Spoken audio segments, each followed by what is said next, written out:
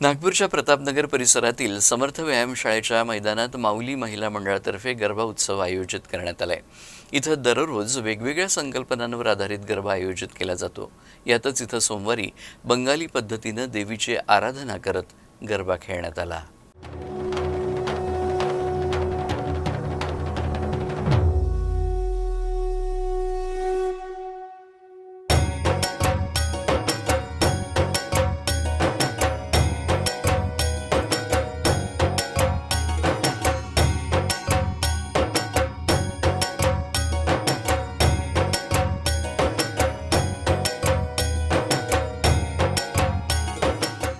समर्थ व्यायामशाळेच्या ग्राउंडमध्ये आम्ही 3 वर्षापासनं माऊली महिला मंडळातर्फे गरब्याचं आयोजन करतो आहे आणि दरवर्षी आम्ही दिवसाप्रमाणे वेगवेगळे थीम्स इथे ठेवतो।